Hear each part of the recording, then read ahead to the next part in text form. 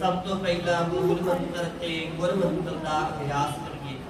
एक ओंकार सतनाम करता पुरख निरभउ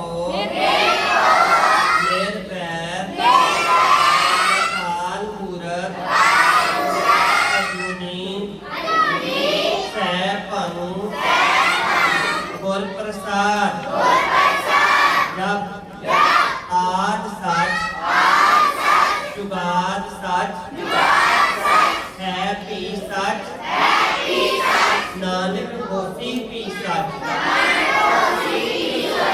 वाहेगुरु वाहेगुरु वाहेगुरु वाहेगुरु वाहेगुरु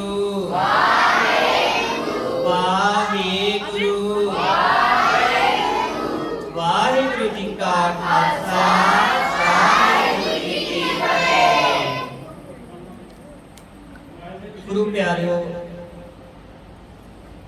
कल भी आप जी ने इस कैंप के विच शमूलियत करके 10 गुरु साहिबानां दे नाम, 5 प्यारिਆਂ ਦੇ नाम, 4 ਸਾਹਿਬਜ਼ਾਦਿਆਂ ਦੇ नाम, 5 तख्तां ਦੇ नाम ते संखेप जानकारी आप जी ने कल ये हासिल की सी।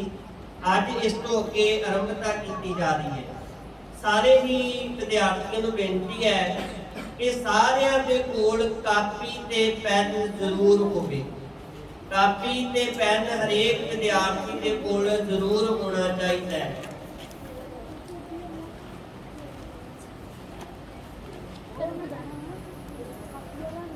जेड़ी चीज लिखी जाती है वो भुलती नहीं है। इस करके लिखे बाजों सुत नाही बोल बोल गवाइए। कापी पेन हरेक विद्यार्थी के कोल होना चाहिए। ठीक है।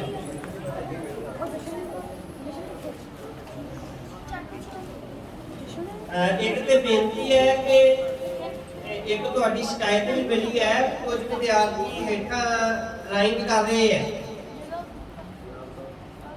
तो इस तरह के नाल नहीं करना बेटा, क्योंकि असी उत्तम गुण हासिल करने के वास्ते इत्थे इकट्ठे होए हां। ते इस करके जदों आपां अपने घर दे विच भी हुंदे आ तां भी आपां कदी दीवारां दे उत्ते लीकां बनाईਆਂ ने, कदी ड्राइंग कीती है तुसीं घर दे विच नहीं। तां इस करके किसी भी बच्चे ने हेठां पेन दे नाल लाइनां नहीं मारनियां जां ड्राइंग नहीं करनी जिस तरह नाल तुसीं इत्थे कीती होई है।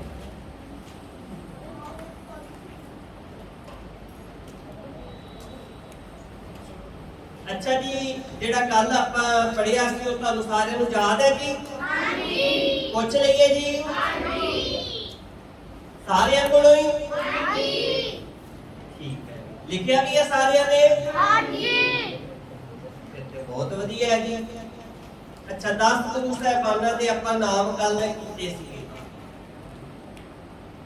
ते सारे 10 गुरु साहिबानां दे नाम आउंदे हैं जी? हां जी। हां जी, खड़े हो जी। हाँ जी, 6वें गुरु साहिबान का की नाम है जी? श्री गुरु हरगोबिंद साहिब जी। हाँ जी, शाबाश बेटा। केड़े गुरु साहिब को तत्ती तवी ते बिठा के शहीद किया गया? सिर्फ हाथ खड़े करने हैं, बोलना नहीं है। हाँ जी बेटा। श्री गुरु अर्जन देव जी। हाँ जी। अच्छा बेटा, मीरी पीरी दे मालिक केड़े गुरु साहिब नूं आख्या जांदा है?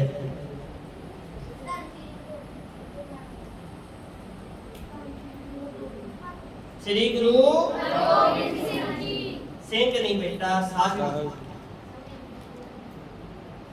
सो ये कल आपां गुरु साहिबानां दे नाम ते 5 प्यारे दे नाम भी सारे नूं मिल हो गया जी? हां जी। चलो वो भी किसी को पूछ लेने हैं, देखते हैं अभी आज। हाँ जी बेटा, खड़े हो जी। हाँ जी।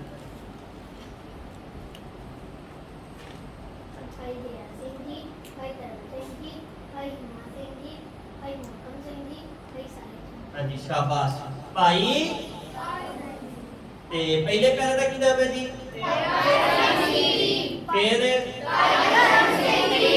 ਫਿਰ ਤੀਸਰੇ ਪੈਰੇ ਦਾ ਕੀ ਨਾਮ ਹੈ ਜੀ? ਚੌਥੇ ਪੈਰੇ ਦਾ ਨਾਮ ਕੀ ਹੈ? ਤੇ ਪੰਜਵੇਂ ਪਿਆਰੇ ਦਾ ਕੀ ਨਾਮ ਹੈ? ਹਾਂਜੀ। ਤੇ ਇਹਨਾਂ ਤੋਂ ਬਾਅਦ ਚਾਰ ਸਾਹਿਬਜ਼ਾਦੇ ਦੇ ਨਾਮ ਕੀ ਹੈ ਜੀ? ਰਹਿਣ ਦਿਓ ਜੀ, ਇਹਨਾਂ ਨੂੰ ਪੁੱਛ ਲੈਣ ਦਿਓ। ਅੱਛਾ, ਚਾਰ ਸਾਹਿਬਜ਼ਾਦਿਆਂ ਦੇ ਨਾਮ। ਹਾਂਜੀ, ਖੜੇ ਹੋ ਬੇਟਾ।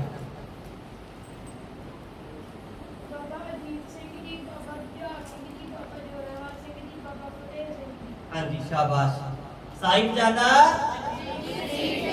ਸਾਹਿਬਜ਼ਾਦਾ ਸਾਹਿਬਜ਼ਾਦਾ ਸਾਹਿਬਜ਼ਾਦਾ।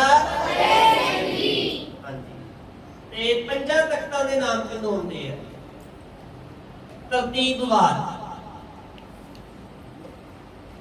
ਹਾਂਜੀ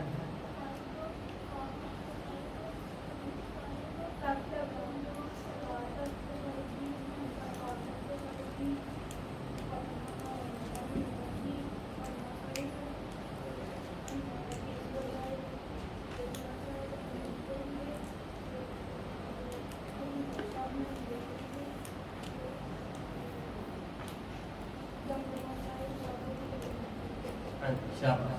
ਹਾਂਜੀ, ਪਹਿਲਾ ਤਖਤ ਕਿਹੜਾ ਜੀ? ਤੇ ਦੂਸਰਾ ਤਖਤ ਕਿਹੜਾ ਜੀ? ਤੇ ਤੀਸਰਾ ਤਖਤ ਕਿਹੜਾ ਜੀ? ਤੇ ਚੌਥਾ ਤਖਤ ਕਿਹੜਾ ਜੀ? ਤੇ ਪੰਜਵਾਂ ਤਖਤ ਕਿਹੜਾ ਜੀ? ਹਾਂਜੀ। ਸੋ ਉਸ ਤੋਂ ਅੱਗੇ ਅੱਜ ਇਤੋਂ ਆਪਾਂ ਰਮਤਾ ਕਰਨੀ।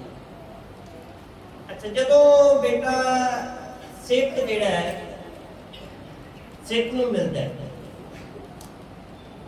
ਸਿੱਖ ਵੈਸੇ ਤਾਂ ਜਦੋਂ ਆਪਾਂ ਸਿੱਖ ਨੂੰ ਮਿਲਦਾ ਹੈ ਇਹ ਸ਼ਬਦ ਆਪਾਂ ਆਖਦੇ ਹਾਂ, ਪਰ ਛੋਟੇ ਸਾਹਿਬਜ਼ਾਦੇ ਜਦੋਂ ਸੂਬੇ ਦੀ ਕਚਹਿਰੀ ਦੇ ਵਿੱਚ ਉਹਨਾਂ ਨੇ ਪ੍ਰਵੇਸ਼ ਕੀਤਾ, ਉੱਥੇ ਤੇ ਸਿੱਖ ਨਹੀਂ ਸੀ, ਪਰ ਉੱਥੇ ਵੀ ਪਹੁੰਚ ਕੇ ਉਹਨਾਂ ਨੇ ਸੂਬੇ ਦੀ ਕਚਹਿਰੀ ਦੇ ਵਿੱਚ ਗੱਜ ਕੇ ਕੀ ਆਖਿਆ ਸੀ ਜੀ?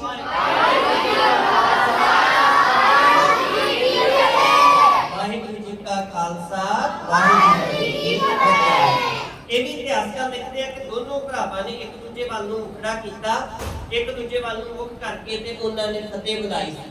ਤਾਂ ਜਦੋਂ ਸਿੱਖ ਆਪਸ ਦੇ ਵਿੱਚ ਮਿਲਦੇ ਆ ਤਾਂ ਫਤਿਹ ਬੁਲਾਉਂਦੇ ਆ। ਤੇ ਅੱਛਾ ਬੇਟਾ, ਕਈ ਬੱਚੇ ਕਈ ਸਿਆਣੇ ਨੂੰ ਜਦੋਂ ਫਤਿਹ ਬੁਲਾਉਂਦੇ ਆ ਉਹ ਕਹਿੰਦੇ ਆ ਸ੍ਰੀ ਵਾਹਿਗੁਰੂ ਜੀ ਕਾ ਖਾਲਸਾ ਸ੍ਰੀ ਵਾਹਿਗੁਰੂ ਜੀ ਕੀ ਫਤਿਹ। ਤਾਂ ਇਹ ਜਿਹੜਾ ਸ੍ਰੀ ਸ਼ਬਦ ਹੈ ਇਹ ਨਾਲ ਨਹੀਂ ਲਗਾਉਣਾ, ਠੀਕ ਹੈ ਜੀ? ਵਾਹਿਗੁਰੂ ਜੀ ਕਾ ਖਾਲਸਾ ਵਾਹਿਗੁਰੂ ਜੀ ਕੀ ਫਤਿਹ। ਜਦੋਂ ਭੰਗਾਣੀ ਦਾ ਯੁੱਧ ਹੋਇਆ ਤੇ ਜੰਗ ਜਿੱਤੀ ਗਈ, ਗੁਰੂ ਕੇ ਸਿੱਖਾਂ ਨੇ ਆਣ ਕੇ ਵਧਾਈ ਦਿੱਤੀ ਕਿ ਪਾਤਸ਼ਾਹ ਵਧਾਈ ਹੋਵੇ, ਤੁਸੀਂ ਜੰਗ ਜਿਹੜੀ ਹੈ ਉਹਨੂੰ ਫਤਿਹ ਕਰਦੇ ਆ। ਤੇ ਪਾਤਸ਼ਾਹ ਨੇ ਆਖਿਆ ਸਿਰ ਹਿਲਾ ਕੇ ਕਿ ਨਹੀਂ, ਵਾਪਸ ਮੁੜ ਗਏ। ਫਿਰ ਵਿਚਾਰ ਕਰਕੇ ਫਿਰ ਆਏ, ਕਹਿੰਦੇ ਕਿ ਪਾਤਸ਼ਾਹ ਕਹਿੰਦੇ ਨੇ ਕਿ ਨਹੀਂ, ਜੰਗ ਅਸਾਂ ਨੇ ਨਹੀਂ ਜਿੱਤੀ। ਫਿਰ ਦੁਬਾਰਾ ਜਦੋਂ ਆਏ ਕਹਿੰਦੇ ਪਾਤਸ਼ਾਹ ਇਹ ਜੰਗ ਇਕੱਲੀ ਤੁਹਾਡੀ ਨਹੀਂ, ਇਹ ਨਾਲ ਗੁਰੂ ਕੇ ਸਿੱਖਾਂ ਨੇ ਵੀ ਰਲ ਕੇ ਜਿੱਤੀ ਹੈ। ਪਾਤਸ਼ਾਹ ਨੇ ਫਿਰ ਸਿਰ ਹਿਲਾ ਲਿਆ, ਫਿਰ ਵਾਪਸ ਚਲੇ। ਫਿਰ ਵਿਚਾਰ ਕਰਕੇ ਫਿਰ ਆਏ, ਫਿਰ ਆਖਣ ਲੱਗੇ ਪਾਤਸ਼ਾਹ ਇਹ ਸਾਰੇ ਪੰਥ ਦੀ ਜਿੱਤ ਹੋਈ ਹੈ। ਪਾਤਸ਼ਾਹ ਨੇ ਫਿਰ ਸਿਰ ਫੇਰਿਆ ਤੇ ਆਖਿਆ ਵਾਹਿਗੁਰੂ ਜੀ ਕਾ ਖਾਲਸਾ ਵਾਹਿਗੁਰੂ ਜੀ ਕੀ ਫਤਿਹ। ਹਾਂਜੀ, ਇਹ ਜਿਹੜਾ ਖਾਲਸਾ ਹੈ ਇਹ ਵੀ ਵਾਹਿਗੁਰੂ ਦਾ ਹੈ ਤੇ ਫਤਿਹ ਵੀ ਕਿਹਦੀ ਹੈ ਜੀ? ਵਾਹਿਗੁਰੂ ਦੀ। ਹਾਂਜੀ, ਫਤਿਹ ਦਾ ਅਰਥ ਹੈ ਜਿੱਤ। ਤੇ ਗੁਰੂ ਸਾਹਿਬ ਨੇ ਉਸ ਵੇਲੇ ਫਿਰ ਭੰਗਾਣੀ ਦੇ ਯੁੱਧ ਵੇਲੇ ਜਦੋਂ ਗੁਰੂ ਕੇ ਸਿੱਖ ਆਏ ਉਦੋਂ ਫਿਰ ਪਾਤਸ਼ਾਹ ਨੇ ਇਹ ਜਿਹੜੀ ਫਤਿਹ ਸੀ ਇਹ ਦਿੱਤੀ ਹੈ ਸਾਨੂੰ। ਤੇ ਜਦੋਂ ਸਿੱਖ ਆਪਸ ਦੇ ਵਿੱਚ ਮਿਲਦੇ ਆ ਤਾਂ ਫਤਿਹ ਬੁਲਾਉਂਦੇ ਆ। ਹਾਂਜੀ ਜੈਕਾਰ। ਹੁਣ ਕਈ ਵਾਰੀ ਇਹ ਵੀ ਹੁੰਦਾ ਵੀ ਕਿਤੇ ਜਾਈਏ, ਕਈ ਵਾਰੀ ਕਈ ਗੁਰਮੁਖ ਪਿਆਰੇ ਗੁਰਸਿੱਖੀ ਦੇ ਇਸ ਸਿਧਾਂਤ ਤੋਂ ਅਣਜਾਣ, ਤਾਂ ਉਹ ਕਹਿੰਦੇ ਆ ਕਿ ਆਓ ਪਹਿਲਾਂ ਜੈਕਾਰਾ ਬੁਲਾਈਏ। ਜਦੋਂ ਜੈਕਾਰਾ ਬੁਲਾਈਏ ਸੁਣੀਦਾ ਤੇ ਫਿਰ ਤੇ ਸਾਡੇ ਮਨ ਦੇ ਵਿੱਚ ਇਹੀ ਹੁੰਦਾ ਕਿ ਜੈਕਾਰਾ ਤੇ ਇਹੀ ਹੈ, ਉਹ ਫਤਿਹ ਬੁਲਾ ਦਿੰਦੇ। ਵਾਹਿਗੁਰੂ ਜੀ ਕਾ ਖਾਲਸਾ ਵਾਹਿਗੁਰੂ ਜੀ ਕੀ ਫਤਿਹ।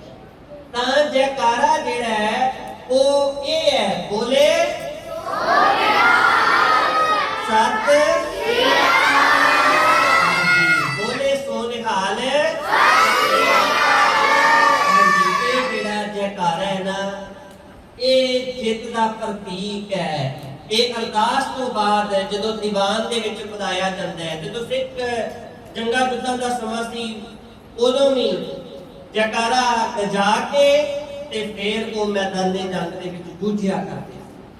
ਤਾਂ ਇਹ ਜੈਕਾਰਾ ਹੈ ਬੇਟਾ। ਜੈਕਾਰਾ ਤੇ ਫਤਿਹ ਦਾ ਜਿਹੜਾ ਅੰਤਰ ਹੈ ਉਹ ਸਾਨੂੰ ਪਤਾ ਹੋਣਾ ਚਾਹੀਦਾ ਹੈ। ਫਤਿਹ ਤੇ ਜੈਕਾਰੇ ਦੇ ਵਿੱਚ ਡਿਫਰੈਂਸ ਹੈ। ਹਾਂਜੀ, ਅੱਗੇ ਕਰੋ। ਸਿੱਖ, ਇਹ ਸਿੱਖ ਦੀ ਪਰਿਭਾਸ਼ਾ ਹੈ ਜਿਹੜੀ, ਇਹ ਸਿੱਖ ਰਹਿਤ ਮਰਿਆਦਾ ਦੇ ਵਿੱਚ ਦਰਜ ਹੈ। ਕਿੱਥੇ ਦਰਜ ਹੈ ਜੀ? ਸਿੱਖ ਰਹਿਤ ਮਰਿਆਦਾ। ਹੁਣ ਕੋਈ ਮਨੁੱਖ ਜਿੱਥੋਂ ਤੱਕ ਮਰਜ਼ੀ ਚਲਾ ਜਾਵੇ, ਪਰ ਅਖੀਰ ਸਾਨੂੰ ਮੁੜ ਕੇ ਆਪਣੇ ਧੁਰੇ ਤੇ ਆਉਣਾ ਪਏਗਾ। ਇਹ ਮਰਿਆਦਾ ਕੀ ਕਹਿੰਦੀ ਹੈ?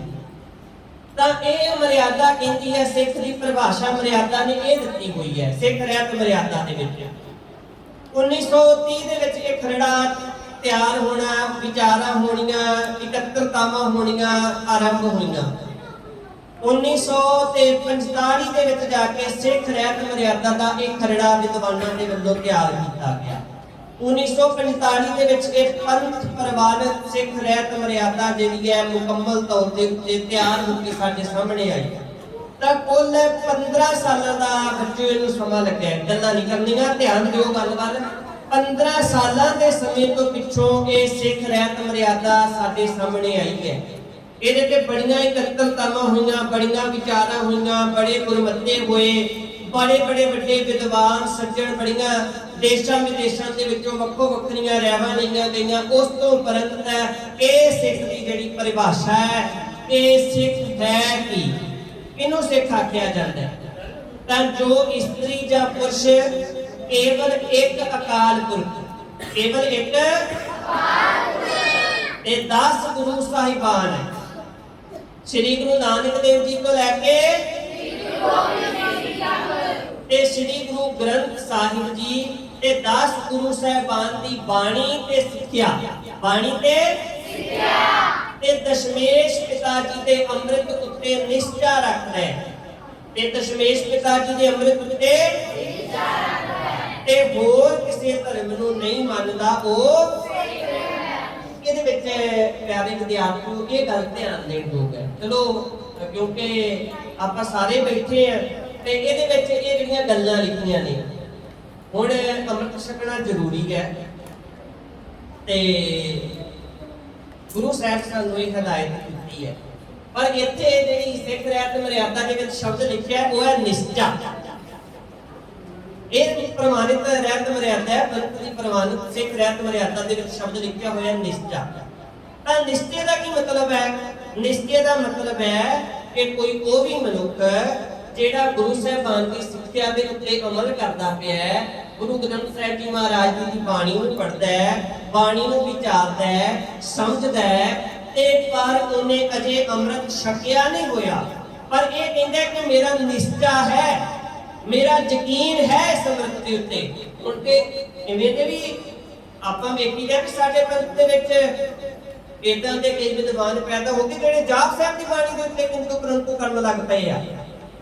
ਜਿਸ ਦਿਨ ਅਸੀਂ ਜਾਪ ਸਾਹਿਬ ਦੀ ਬਾਣੀ ਦੇ ਉੱਤੇ ਕਿੰਤੂ ਪਰੰਤੂ ਕਰਨ ਲੱਗ ਪਏ, ਉਸ ਦਿਨ ਫਿਰ ਨਾ ਸਾਡਾ ਇਹ ਜਿਹੜਾ ਗੁਰੂ ਸਾਹਿਬ ਸਾਨੂੰ ਦੇ ਕੇ ਗਏ ਹੈ, ਦੇਖੋ ਅੰਮ੍ਰਿਤ ਦੀ ਜਿਹੜੇ ਅੰਮ੍ਰਿਤ ਛਕਾਇਆ ਜਾਂਦਾ ਹੈ, 5 ਬਾਣੀਆਂ ਦਾ ਜਾਪ ਕੀਤਾ ਜਾਂਦਾ ਹੈ, ਤਾਂ ਫਿਰ ਅੰਮ੍ਰਿਤ ਦੇ ਉੱਤੇ ਉਹਦਾ ਨਿਸ਼ਚਾ ਹੋਏ, ਯਕੀਨ ਹੋਏ ਤਾਂ ਉਹ ਸਿੱਖ ਹੈ।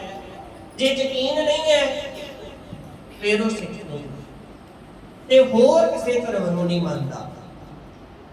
ਹੁਣ ਬਹੁਤੇ ਤੇ ਇਸ ਤਰ੍ਹਾਂ ਦੇ ਨਾਲ ਹੈ ਨਾ, ਕੋਈ ਕਿਸੇ ਥਾਂ ਦੇ ਨਾਲ ਜੁੜਿਆ ਹੋਇਆ ਹੈ, ਕੋਈ ਕਿਸੇ ਥਾਂ ਦੇ ਨਾਲ ਜੁੜਿਆ ਹੋਇਆ ਹੈ, ਕੋਈ ਕਹਿੰਦਾ ਕਿ ਮੈਂ ਐਸੇ ਨੂੰ ਹੀ ਮੰਨਦਾ ਹੈ, ਤਾਂ ਗੁਰੂ ਸਾਹਿਬਾਨ ਦੀ ਸਿੱਖਿਆ ਦੇ ਉੱਤੇ, ਗੁਰੂ ਸਾਹਿਬਾਨ ਦੀ ਬਾਣੀ ਦੇ ਉੱਤੇ ਉਹਦਾ ਅਮਲ ਨਹੀਂ ਕਰ ਰਿਹਾ, ਗੁਰੂ ਸਾਹਿਬ ਦੀ ਬਾਣੀ ਨੂੰ ਨਹੀਂ ਵਿਚਾਰਦਾ ਪਿਆ, ਉਹ ਸਿੱਖ ਖਵਾਉਣ ਦਾ ਹੱਕਦਾਰ ਨਹੀਂ ਹੈ। ਸਿੱਖ ਹੋਈ ਹੈ ਜਿਹੜਾ ਗੁਰੂ ਸਾਹਿਬਾਨ ਦੀ ਬਾਣੀ ਨੂੰ ਮੰਨਦਾ ਹੈ ਤੇ ਦਸ਼ਮੇਸ਼ ਜੀ ਦੇ ਅੰਮ੍ਰਿਤ ਦੇ ਉੱਤੇ ਉਹਦਾ ਨਿਸ਼ਚਾ ਹੈ, ਯਕੀਨ ਹੈ, ਵਿਸ਼ਵਾਸ ਹੈ। ਹਾਂਜੀ, ਅੱਗੇ ਕਰੋ। ਸਾਡਾ ਗੁਰੂ, ਸਾਡਾ ਗੁਰੂ ਸ਼ਬਦ ਲਿਖਿਆ ਹੋਇਆ ਹੈ ਤੇ ਕੱਲ ਵੀ ਆਪਾਂ ਇਸ ਗੱਲ ਦੀ ਵਿਚਾਰ ਕੀਤੀ ਸੀ ਕਿ ਸਾਡੇ ਵਰਤਮਾਨ ਗੁਰੂ ਕੌਣ ਨੇ ਜੀ? ਸ੍ਰੀ ਗੁਰੂ ਗ੍ਰੰਥ ਸਾਹਿਬ। ਅੱਛਾ ਬੇਟਾ, ਸਿੱਖ ਨੂੰ ਮੱਥਾ ਜਿਹੜਾ ਹੈ, ਆਪਾਂ ਜਦੋਂ ਮੱਥਾ ਟੇਕਦੇ ਆ ਤਾਂ ਸਾਨੂੰ ਮੱਥਾ ਕਿੱਥੇ ਟੇਕਣਾ ਚਾਹੀਦਾ ਜੀ? ਸ੍ਰੀ ਗੁਰੂ ਗ੍ਰੰਥ ਸਾਹਿਬ ਜੀ ਦੇ ਅੱਗੇ। ਅੱਛਾ, ਤੇ ਜੇ ਬੇਟਾ ਗੁਰੂ ਸਾਹਿਬਾਨ ਦੀ ਕਿਤੇ ਫੋਟੋ ਲੱਗੀ ਹੋਵੇ ਫਿਰ ਉਹਨੂੰ ਮੱਥਾ ਟੇਕਣਾ ਚਾਹੀਦਾ ਕਿ ਨਹੀਂ ਟੇਕਣਾ ਚਾਹੀਦਾ? ਹਾਂਜੀ, ਟੇਕਣਾ ਚਾਹੀਦਾ ਜੀ। ਤੇ ਇਹ ਤੇ ਗੁਰੂ ਸਾਹਿਬਾਨ ਦੀਆਂ ਅਸਲ ਤਸਵੀਰਾਂ ਨਹੀਂ ਨੇ। ਨਾਲੇ ਦੂਸਰੀ ਗੱਲ, ਗੁਰੂ ਸਾਹਿਬਾਨ ਨੇ ਸਾਨੂੰ ਕਿਸ ਦੇ ਲੜ ਲਾਇਆ ਜੀ? ਸ਼ਬਦ ਗੁਰੂ ਦੇ। ਕਿਹਦੇ ਲੜ ਲੱਗ ਗਏ ਆ ਜੀ? ਸ਼ਬਦ ਗੁਰੂ ਦੇ।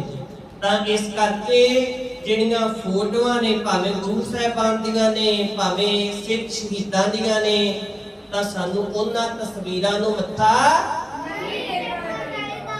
ਹਾਂਜੀ, ਮੱਥਾ ਟੇਕਣਾ ਸਿਰਫ ਤੇ ਸਿਰਫ ਸ੍ਰੀ ਗੁਰੂ। ਹਾਂਜੀ, ਅਸੀਂ ਸਿੱਖਾਂ, ਸਿੱਖ ਧਰਮ ਦੀ ਨੀਂਹ ਕਿਹੜੇ ਗੁਰੂ ਜੀ ਨੇ ਰੱਖੀ ਜੀ? ਹਾਂਜੀ, 10 ਗੁਰੂ ਸਾਹਿਬਾਨਾਂ ਨੇ ਸਿੱਖੀ ਦਾ ਪ੍ਰਚਾਰ ਕੀਤਾ ਤੇ ਸੰਨ 1708 ਜਦੋਂ ਗੁਰੂ ਗੋਬਿੰਦ ਸਿੰਘ ਜੀ ਮਹਾਰਾਜ ਜੋਤੀ ਜੋਤ ਸਮਾਉਣ ਲੱਗੇ ਤਾਂ ਜੋਤੀ ਜੋਤ ਸਮਾਉਣ ਤੋਂ ਪਹਿਲਾਂ ਉਹਨਾਂ ਦੇ ਨਾਂਦੇੜ ਵਿਖੇ ਗੁਰੂ ਗੋਬਿੰਦ ਸਿੰਘ ਜੀ ਮਹਾਰਾਜ ਨੇ ਗੁਰੂ ਗ੍ਰੰਥ ਸਾਹਿਬ ਜੀ ਨੂੰ ਮੱਥਾ ਟੇਕਿਆ। ਤਾਂ ਇਹ ਭੱਟਵਈਆਂ ਦੇ ਵਿੱਚ ਪਿਆਰੇ ਬੱਚਿਓ ਦਰਜ ਹੈ ਕਿ ਬੁੱਧਵਾਰ ਕੇ ਦੇਹੂ ਦੀ ਭਾਈ ਦਇਆ ਸਿੰਘ ਸੇ ਹੁਕਮ ਹੋਇਆ, ਹੁਕਮ ਪਾਏ भाई दया सिंह जी गुरु ग्रंथ साहिब जी ले आए। गुरु गोबिंद सिंह जी ने 5 पैसे नारियल रखा, मत्था टेका और कहा मेरी जगह गुरु ग्रंथ जी को जानना, जो सिख जानेगा गुरु तिसकी बहुड़ी करेगा। ਤਾਂ ਗੁਰੂ ਸਾਹਿਬ ਨੇ ਆਖਿਆ ਅੱਜ ਤੋਂ ਬਾਅਦ ਤੁਹਾਡੇ ਗੁਰੂ ਕੌਣ ਹੋਣਗੇ ਜੀ? ਸ੍ਰੀ ਗੁਰੂ ਗ੍ਰੰਥ ਸਾਹਿਬ ਜੀ। ਕੋਈ ਦੇਹਧਾਰੀ ਗੁਰੂ ਨਹੀਂ ਹੋਏਗਾ, ਸਰੀਰ ਕਰਕੇ ਕੋਈ ਗੁਰੂ ਨਹੀਂ ਹੋਏਗਾ। ਹੁਣ ਅੱਜ ਦੇਹਧਾਰੀ ਗੁਰੂ ਆਪਣੇ ਆਪ ਦੇ ਵਿੱਚ ਬਣੇ ਬੈਠੇ ਨੇ ਬਹੁਤ ਸਾਰੇ, ਸਾਡੇ ਲੋਕ ਉਹਨਾਂ ਨੂੰ ਜਾ ਕੇ ਪੂਜਦੇ ਆ, ਮੱਥਾ ਟੇਕਦੇ ਆ। ਤਾਂ ਪਰ ਗੁਰੂ ਸਾਹਿਬ ਨੇ ਸਾਨੂੰ ਦੱਸ ਦਿੱਤਾ ਹੈ, ਸਮਝਾ ਦਿੱਤਾ ਹੈ ਕਿ ਅੱਜ ਤੋਂ ਪਿੱਛੋਂ ਹੁਣ ਸਾਡੇ ਇਸ 10ਵੇਂ ਜਾਮੇ ਤੋਂ ਮਗਰੋਂ ਗੁਰੂ ਸਾਹਿਬ ਨੇ ਆਖਿਆ ਜੋ ਕੋਈ ਹੈ, ਜੋ ਗੁਰੂ ਨਾਨਕ ਸਾਹਿਬ ਦੀ ਹੈ। ਪਰ ਗੁਰੂ ਸਾਹਿਬ ਕਹਿੰਦੇ ਨੇ ਅੱਜ ਤੋਂ ਬਾਅਦ ਕੋਈ ਦੇਹਧਾਰੀ ਗੁਰੂ ਨਹੀਂ ਹੋਏਗਾ। ਤਾਂ ਪਾਤਸ਼ਾਹ ਨੇ ਆਖਿਆ ਸਿੱਖੋ ਤੁਹਾਨੂੰ ਅੱਜ ਤੋਂ ਮੈਂ ਲੜ ਐਸੇ ਗੁਰੂ ਦੇ ਲਾਉਣਾ ਜਿਨੇ ਮੁੜ ਕੇ ਕਦੇ ਨਾ ਜੋਤੀ ਜੋਤ ਸਮਾਉਣਾ। 10 ਗੁਰੂ ਸਾਹਿਬਾਨ ਦੇ ਆਪਾਂ ਪ੍ਰਕਾਸ਼ ਦਿਹਾੜੇ ਮਨਾਉਂਦੇ ਆ, ਗੁਰਪ੍ਰਗਤੀ ਦਿਵਸ ਮਨਾਉਂਦੇ ਆ, ਤੇ 10 ਗੁਰੂ ਸਾਹਿਬਾਨ ਦੇ ਆਪਾਂ ਜੋਤੀ ਜੋਤ ਦਿਵਸ ਵੀ ਮਨਾਉਂਦੇ ਆ। ਪਰ ਗੁਰੂ ਗ੍ਰੰਥ ਸਾਹਿਬ ਜੀ ਮਹਾਰਾਜ ਐਸੇ ਨੇ ਜਿਨ੍ਹਾਂ ਦਾ ਪ੍ਰਕਾਸ਼ ਦਿਹਾੜਾ ਆਏਗਾ, ਜਿਨ੍ਹਾਂ ਦਾ ਗੁਰਗੱਦੀ ਦਿਵਸ ਆਏਗਾ, ਪਰ ਗੁਰੂ ਗ੍ਰੰਥ ਸਾਹਿਬ ਜੀ ਦਾ ਜੋਤੀ ਜੋਤ ਦਿਵਸ ਕਦੇ ਨਹੀਂ ਆਏਗਾ। ਇਸ ਕਰਕੇ ਪਾਤਸ਼ਾਹ ਨੇ ਸਾਨੂੰ ਸ਼ਬਦ ਗੁਰੂ ਦੇ ਲੜ ਲਾਇਆ ਤੇ 5 ਪਿਆਰੇ ਸ੍ਰੀ ਗੁਰੂ ਗ੍ਰੰਥ ਸਾਹਿਬ ਜੀ ਦੀ ਤਾਬਿਆ ਰਹਿ ਕੇ ਸਿੱਖ ਪੰਥ ਦੀ ਅਗਵਾਈ ਕਰਨੀ। ਪਾਤਸ਼ਾਹ ਜਦੋਂ ਸਿੱਖਾਂ ਨੇ ਆਖਿਆ, ਕਹਿਣ ਲੱਗੇ ਪਾਤਸ਼ਾਹ ਅਗਵਾਈ ਦੀ ਜ਼ਰੂਰਤ ਪਏਗੀ, ਤਾਂ ਉਹਨਾਂ ਨੇ ਆਖਿਆ ਆਤਮਾ ਗ੍ਰੰਥ ਵਿੱਚ ਤੇ ਸਰੀਰ ਪੰਥ ਵਿੱਚ। ਆਤਮਾ ਤੇ ਸਰੀਰ ਪੰਥ ਵਿੱਚ। ਸੋ ਪੰਥ ਦੀ ਤਾਬਿਆ ਗੁਰੂ ਗ੍ਰੰਥ ਸਾਹਿਬ ਜੀ ਦੀ ਤਾਬਿਆ ਰਹਿ ਕੇ ਤੇ ਇਹ ਜਿਹੜੇ 5 ਪਿਆਰੇ ਪੰਥ ਦੀ ਅਗਵਾਈ ਕਰਨਗੇ। ਅੱਛਾ, ਉਸ ਤੋਂ ਬਾਅਦ ਬੇਟਾ ਗੁਰੂ ਗ੍ਰੰਥ ਸਾਹਿਬ ਜੀ 10 ਗੁਰੂ ਸਾਹਿਬਾਨ ਦੀ ਆਤਮਿਕ ਜੋਤ ਨੇ। ਸ੍ਰੀ ਗੁਰੂ ਗ੍ਰੰਥ ਸਾਹਿਬ ਜੀ ਦੇ ਵਿੱਚ ਗੁਰੂਆਂ ਦਾ ਜਿਹੜਾ ਉਪਦੇਸ਼ ਹੈ, ਗੁਰਬਾਣੀ, ਉਹ ਗੁਰਬਾਣੀ ਲਿਖੀ ਹੋਈ ਹੈ ਤੇ ਸਾਡਾ ਇਹ ਗੁਰੂ ਹੈ। ਬਾਣੀ ਗੁਰੂ ਹੈ ਬਾਣੀ। ਹਾਂਜੀ, ਬਾਣੀ ਗੁਰੂ, ਗੁਰੂ ਹੈ ਬਾਣੀ, ਵਿੱਚ ਬਾਣੀ ਅੰਮ੍ਰਿਤ ਸਾਰੇ। ਗੁਰਬਾਣੀ ਕਹੈ ਸੇਵਕ ਜਨ ਮਾਨੈ, ਪ੍ਰਤੱਖ ਗੁਰੂ। ਹਾਂਜੀ, ਬਾਣੀ ਗੁਰੂ ਹੈ। ਸੋ ਅਸੀਂ ਹੁਣ ਕਿਸੇ ਮਨੁੱਖ ਨੂੰ ਗੁਰੂ ਨਹੀਂ ਮੰਨਣਾ, ਕਿਸੇ ਮਨੁੱਖ ਨੂੰ ਗੁਰੂ ਨਹੀਂ ਮੰਨਣਾ। ਹਾਂਜੀ, ਕੋਈ ਬੰਦਾ, ਆਪਾਂ ਕਿਸੇ ਬੰਦੇ ਨੂੰ ਤੇ ਨਹੀਂ ਨਾ ਆਖਦੇ ਵੀ ਹੁਣ ਇਹ ਗੁਰੂ ਹੈ। ਤਾਂ ਗੁਰੂ ਸ਼ਬਦ ਗੁਰੂ ਹੈ, ਗੁਰਬਾਣੀ ਗੁਰੂ ਹੈ। ਤਾਂ ਜਿਹੜਾ ਮਨੁੱਖ ਆਪਣੇ ਆਪ ਨੂੰ ਗੁਰੂ ਅਖਵਾਉਂਦਾ ਹੈ ਉਹ ਪਖੰਡੀ ਹੈ, ਉਹ ਝੂਠ ਬੋਲਦਾ ਹੈ। ਸੋ ਇਸ ਕਰਕੇ ਗੁਰੂ ਗ੍ਰੰਥ ਸਾਹਿਬ ਜੀ ਦੀ ਪਾਵਨ ਬਾਣੀ ਨੂੰ ਪੜ੍ਹਨਾ ਹੈ, ਵਿਚਾਰਨਾ ਹੈ, ਇਹੀ ਸਾਡਾ ਗੁਰੂ ਹੈ। ਹਾਂਜੀ, ਅੱਗੇ ਕਰੋ। ਮੱਥਾ ਟੇਕਣਾ। ਜਦੋਂ ਗੁਰਦੁਆਰਾ ਸਾਹਿਬ ਆਪ ਜੀ ਹੁੰਦੇ ਤਾਂ ਆ ਕੇ ਅੰਦਰ ਪ੍ਰਵੇਸ਼ ਹੋ ਕੇ ਤਾਂ ਪਹਿਲਾਂ ਕਿਹੜਾ ਕਰਮ ਕੀਤਾ ਜਾਂਦਾ ਹੈ ਜੀ? हाँ जी, गुरु ग्रंथ साहिब जी को मत्था टेकिया जाता है। मत्था टेकन का मतलब है कि जो गुरु साहब तुहाडा हुक्म है, असीं तुहाडे हरेक हुक्म नूं मनण वास्ते तैयार हां। तुहाडे हुक्म नूं मनण वास्ते तैयार हां। जदों आपां मत्था टेकदे हां, अच्छा मत्था टेकण तो की करदे आपां? हाँ जी, परिक्रमा परिक्रमा कीतियां जांदियां ने। अच्छा, जदों परिक्रमा करते हैं तो परिक्रमा करते हैं, परिक्रमा का की मतलब है? परिक्रमा क्यों कीतियां जांदियां ने? परिक्रमा का अर्थ की है?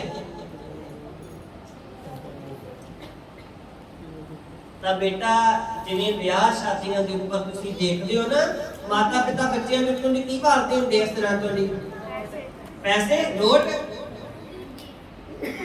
वो पैसे वारते हैं ते पर असीं अपने गुरु तो की कुर्बान कर दिंदे आ? अपना आप ही। आपा गुरु साहिबान दी जदों परिक्रमा करते हैं ना, तब ओदा मतलब है आपा वारना, कि गुरु साहिब वास्ते साडा आपा हाजिर है, साडा ये शरीर साडी ये जिंद गुरु साहिब वास्ते हाजिर है।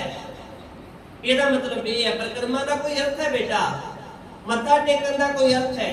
तो परिक्रमा का अर्थ है आपा वारना, कुर्बान जाना, सदके जाना। जिवें विआह शादियां दे उत्ते माता पिता नोट वारते हैं, इसे तरह दे नाल गुरु का सिख गुरु ग्रंथ साहिब जी को आपा वारन वास्ते तैयार है। इस तो पिछो बेटा जो मत्था टेक के खड़े होके साथ संगत के दर्शन करके फिर उस तो बाद मन दे विच फतेह बनानी चाहिए है।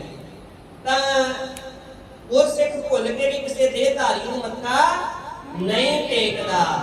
देखो मैं तुहानूं पहलां भी गल कीती है, किसी भी मूर्ति अगे तस्वीर अगे, भावें वो मूर्ति भी गुरु साहिब की बनी है, किसी भगत की बनी है, भावें वो तस्वीर किसी गुरु साहिबान की बनी है, किसी संत की बनी है, भगत की बनी है, तो तस्वीरां अगे भी मत्था नहीं टेकना। जो सिख गुरु ग्रंथ साहिब जी तो बिना किसी होर दे अगे मत्था टेकदा है, वो सिख नहीं है। तो सिख कौन है?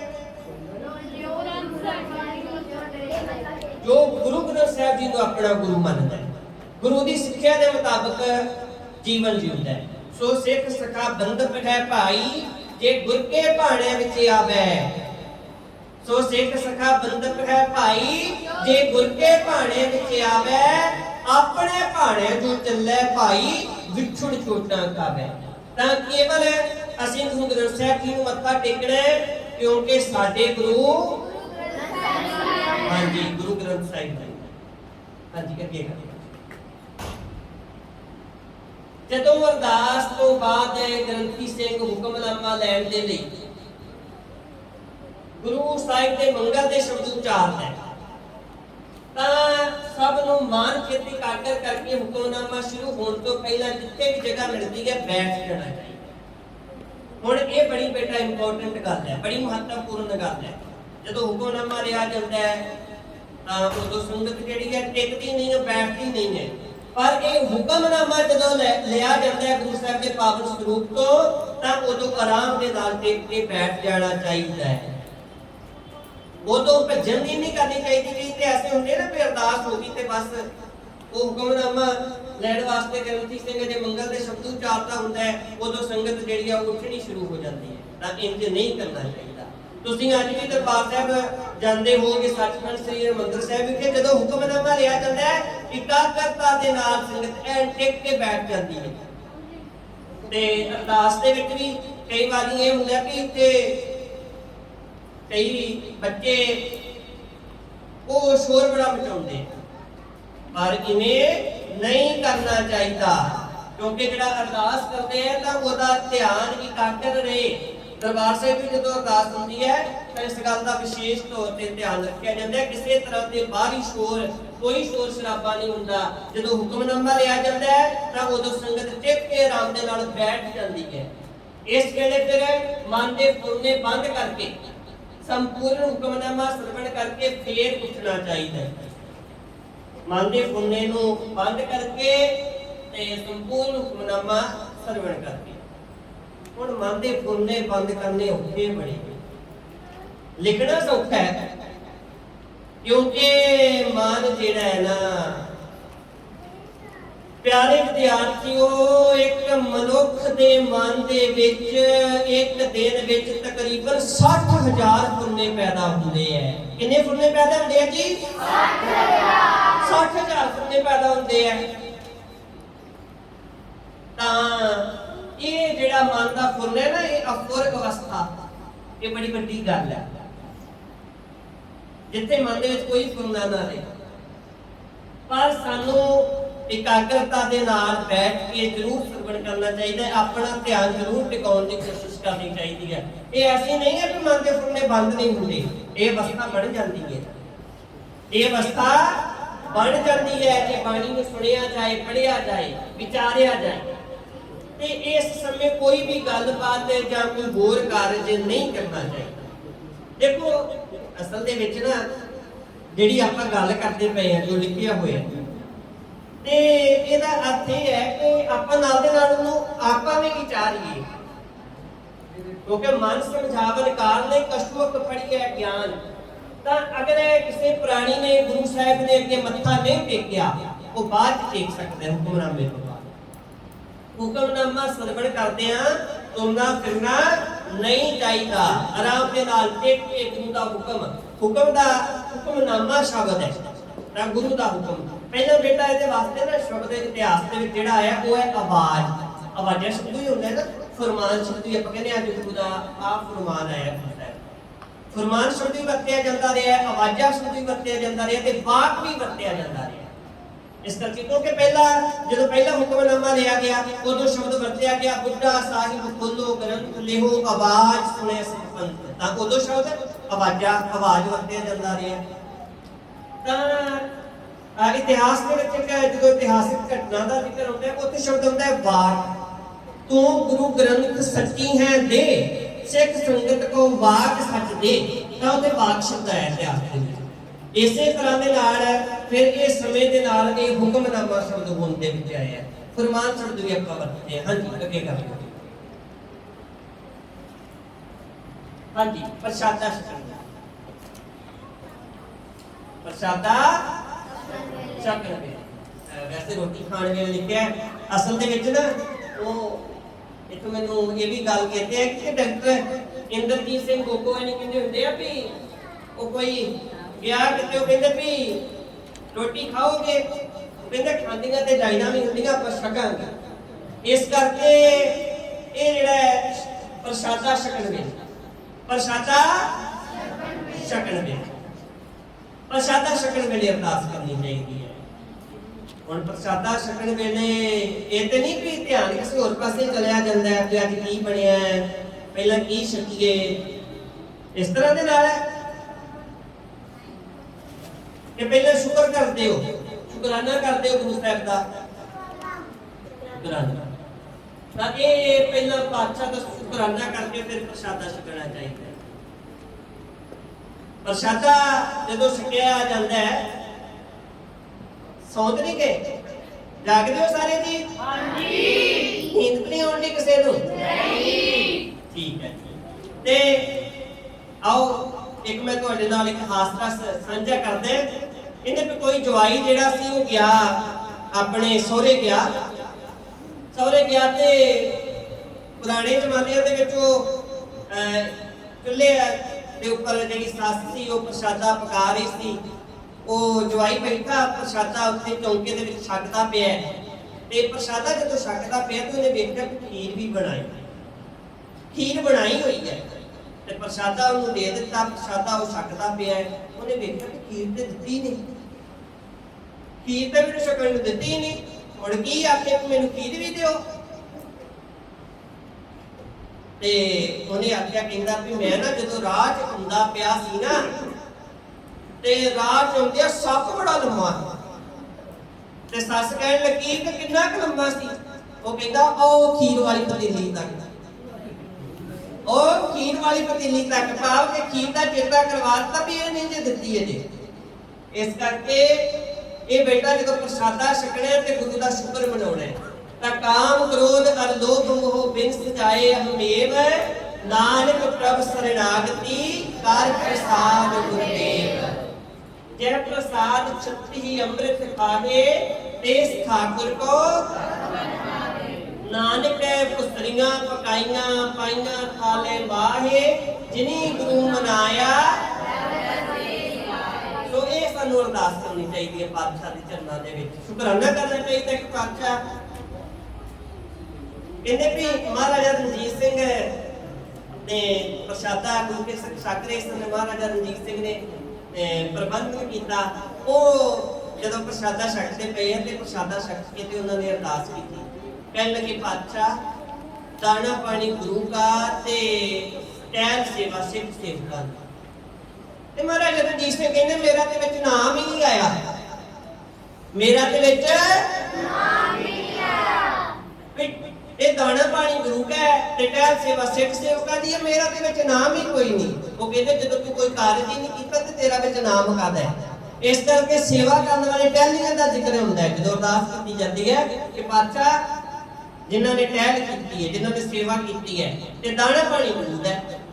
इस करके सच्चे पातशाह जी धन धन श्री गुरु ग्रंथ साहिब जी को आप जी की कृपा दे सदका प्रसादा छक रहे हैं ते छकदे छकाउंदे आप जी दा नाम चेते आवे, नानक नाम चढ़ती कला फतेह बुलाउणी चाहिए है। वाहिगुरू जी का खालसा हुण सारे प्रसादा छकण तो पहला ये अरदास करोगे जी? ठीक है। अच्छा जो प्रसादा छक लिया ते प्रसादा छकण तो बाद अरदास जी करनी है कि जिसदा दिता खावना तिस कहिए नानक हुक्म न चलई नाल कसम चले अरदास। हुण उस परमात्मा दे अगे साडे जीवन दा हुक्म नहीं चल सकदा कि उस परमात्मा नूं आपां हुक्म कर सकीए, उत्थे साडी बेनती साडी जोई चल सकदी। तू दाता दा तार तेरा दिता खावना भगत जना के संग हां जी ये ਤੁਹਾਡੇ ਵਾਸਤੇ ਆ ਗਿਆ ਫਿਰ ਕਿ ਬੀਬਾ ਸਿੱਖ ਬੱਚਾ। ਤੁਸੀਂ ਸਾਰੇ ਬੀਬੇ ਬੱਚੇ ਹੋ? ਹਾਂਜੀ। ਨਹੀਂ ਹੋਰ ਵੀ ਕੋਈ ਹੈ ਕਿ ਸਾਰੇ ਬਾਕੀ ਬੀਬੇ ਹੋ? ਚਲੋ ਬੀਬੇ ਬੰਦੇ ਸਾਰੇ ਨੇ। ਬੀਬਾ ਬੱਚਾ ਜਿਹੜਾ ਹੈ ਉਹ ਅੰਮ੍ਰਿਤ ਵੇਲੇ ਉੱਠਦਾ ਹੈ। ਕਦੋਂ ਉੱਠਦਾ ਹੈ ਜੀ? ਅੰਮ੍ਰਿਤ ਵੇਲੇ। अमृत वेले उठ के की करता है फिर? वैसे गुरु का सिख जेड़ा है ना जदों अमृत वेले उठदा है ते अमृत वेले उठ के पहला उस अकाल पुरख वाहिगुरू दा आराधन करता है, सिमरन करता है। सिमरन करके फिर वो इशनान करके पातशाह दी बाणी नूं पढ़दा है, विचारदा है, समझदा है। उस बाणी दे सरोवर दे विच फिर डुबकियां चुबियां लाउंदा है ते अपने परिवार के मैंबरों को जदों मिलता है ते परिवार के मैंबरों को की बनाउंदा है जी?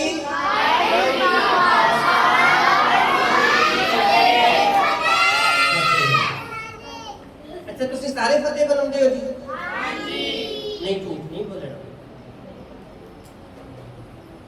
सारे बनाउंदे हो? दंदां दी सफाई करन उपरंत इशनान करते हैं। दंदां दी सफाई करके ते इशनान करता है ते इशनान करके केसां नूं कंघा करता है, फिर दस्तार सजाउंदा है।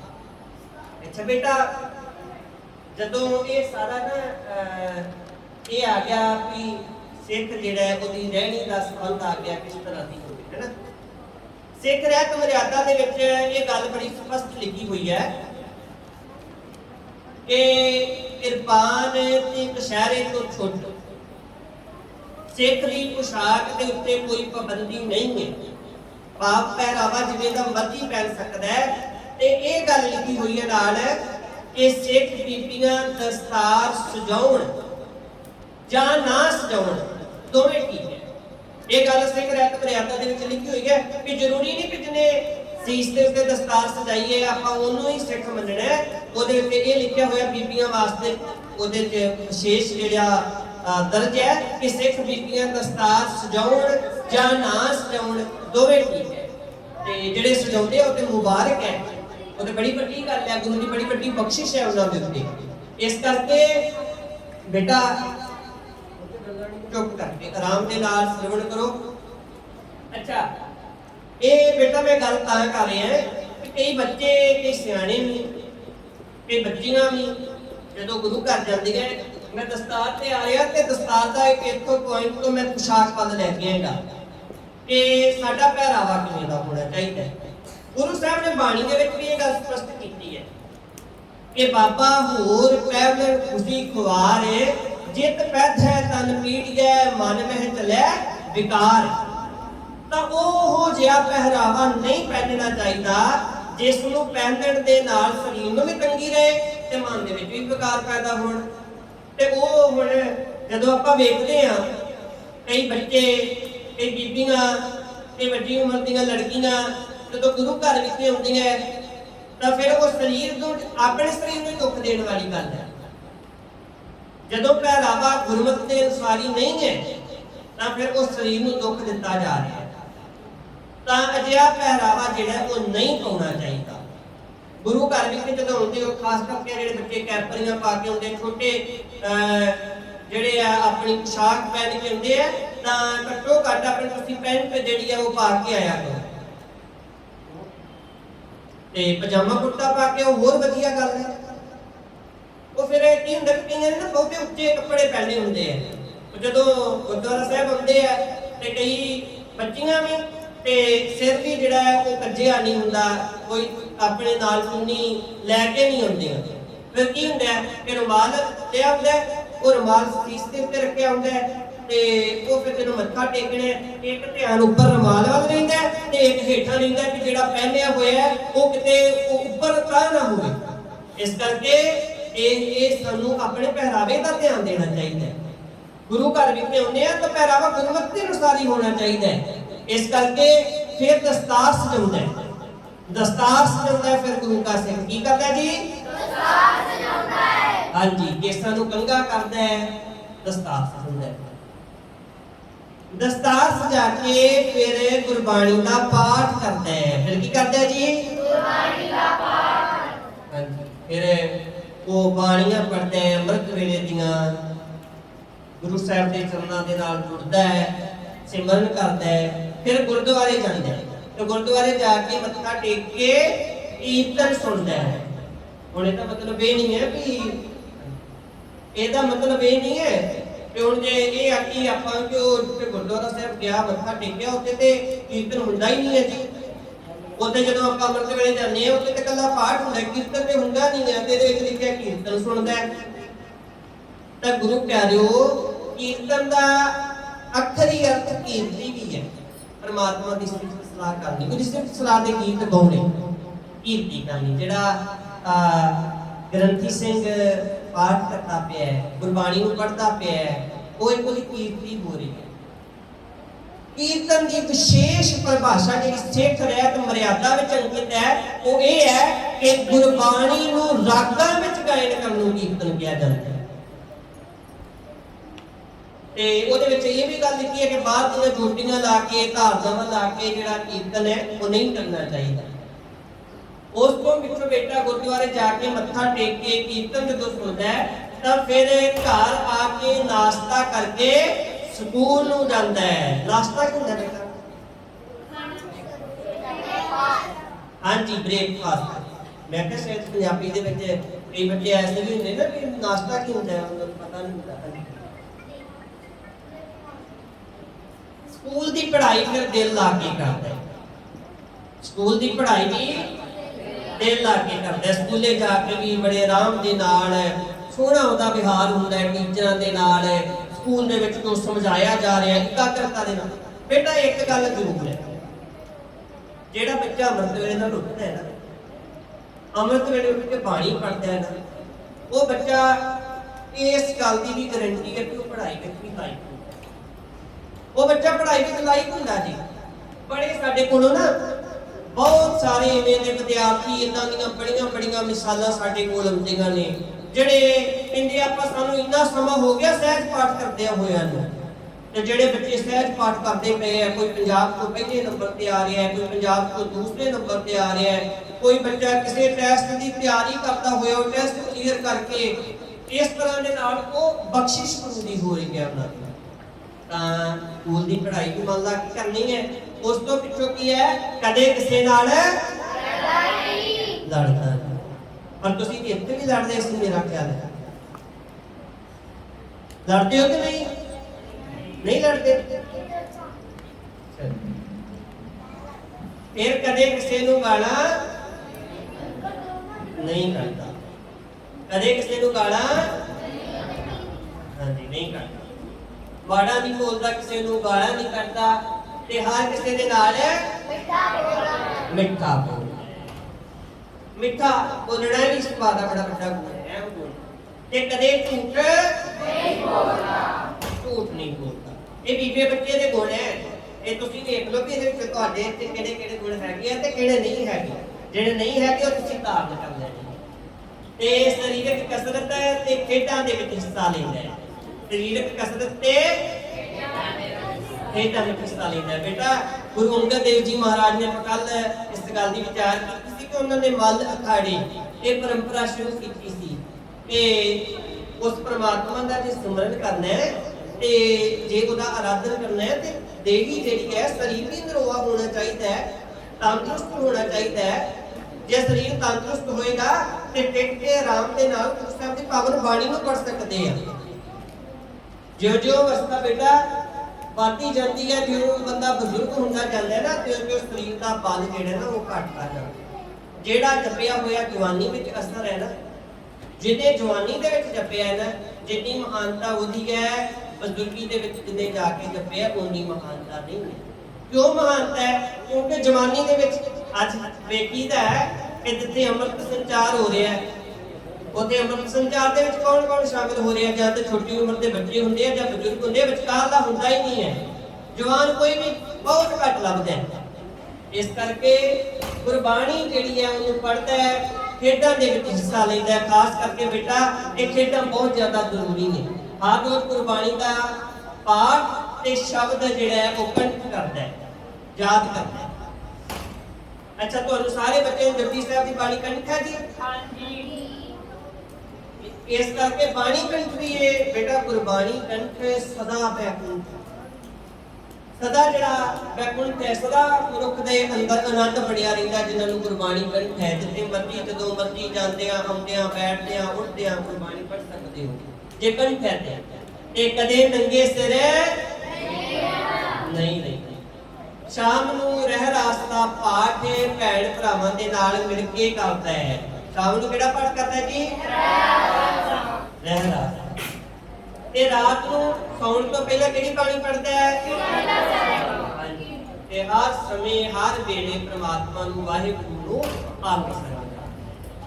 ਜਦੋਂ ਬੇਟਾ ਕਿਸੇ ਕਾਰਜ ਦੀ ਆਰੰਭਤਾ ਕਰਨੀ ਹੈ ਤਾਂ ਜ਼ਰੂਰ ਮਨ ਦੇ ਵਿੱਚ ਅਰਦਾਸ ਕਰਕੇ ਆਰੰਭਤਾ ਕਰਨੀ ਚਾਹੀਦੀ। ਹਾਂਜੀ।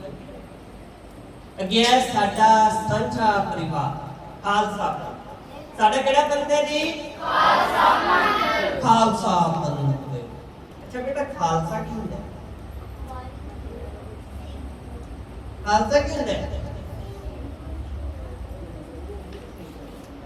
ਖਾਲਸਾ ਕੀ ਹੈ? ਖਾਲਸਾ ਪੰਥ। ਪੰਥ ਕੀ ਹੈ? पंथ की है बेटा? पंथ पंथ एक चीज है। केड़ी चीज है? हाँ जी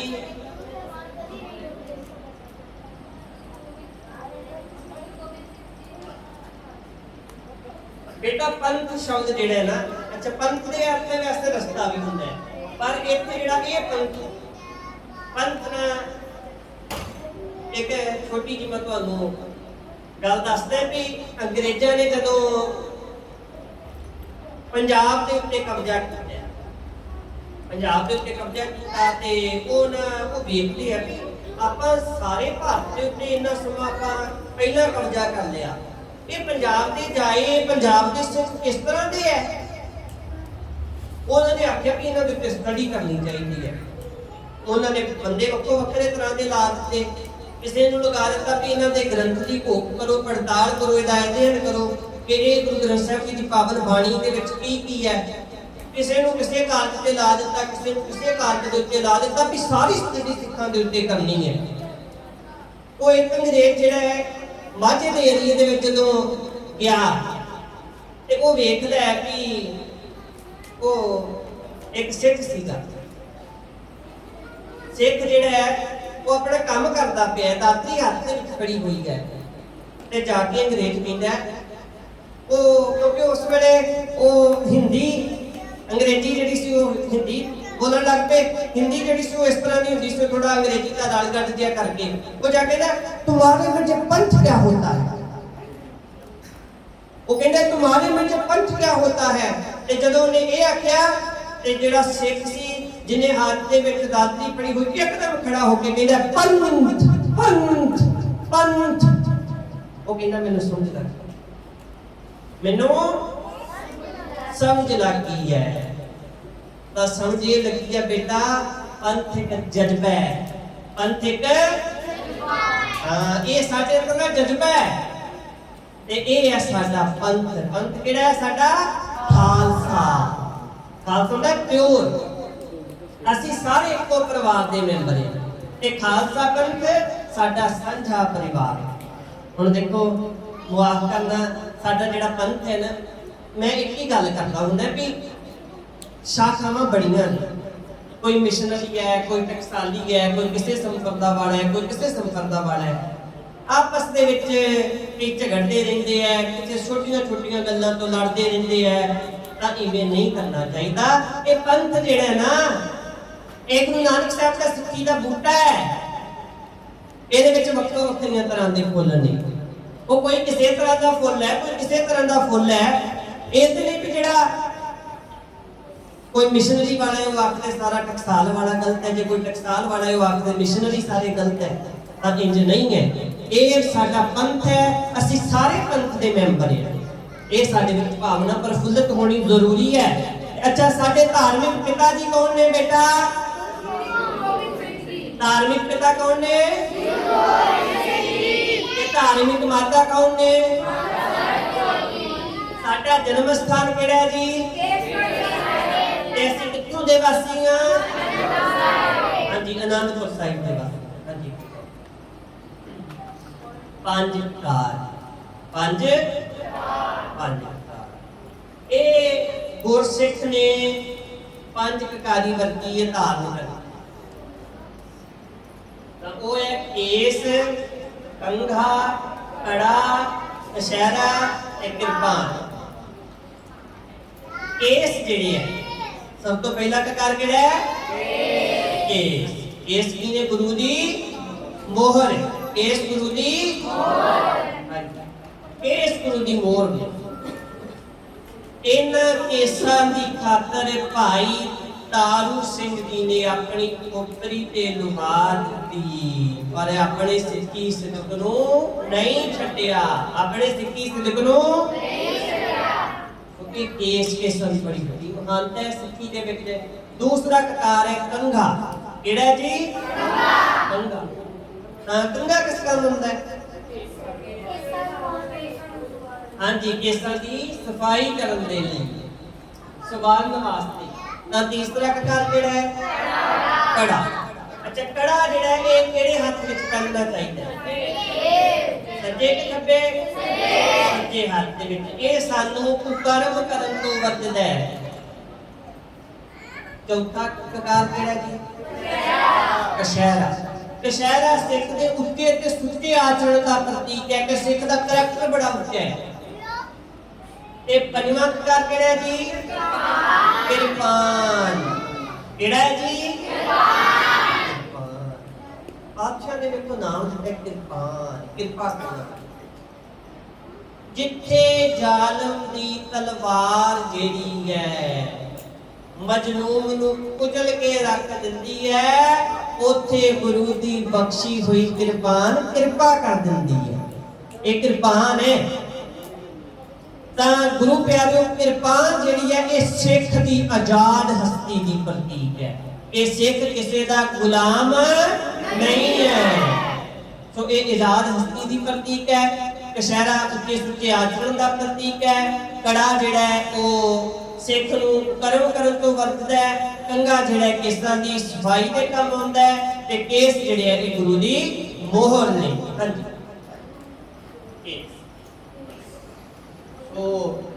ਅਸੀਂ ਕੇਸਾਂ ਦੇ ਸਦਕਾ ਹੀ ਸਿੱਖ ਪਹਿਚਾਣੇ ਜਾਂਦੇ ਹਾਂ।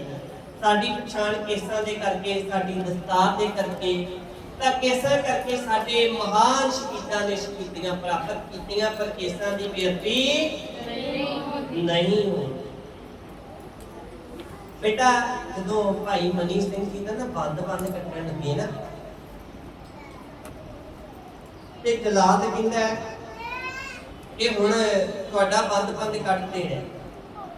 तो भाई मनीष सिंह जी कहंदे ने अंग अंग ते कातल मेरे जब तू खंजर चलावेगा, कट कट के बंद तू मेरे धरती जदों वगावेगा, ओ दर्द प्याले भर के आपां जाम वांग पी जावांगे, सुन कातल आपां रल मिल दोवें अजब तमाशा लावांगे। भाई मनी सिंह जी कहते हैं कि चलो ठीक है, ते कहते हैं तू ये दस कि तेनू ये मैनू मेरा बंद कट्टण दे बदले की मिलेगा।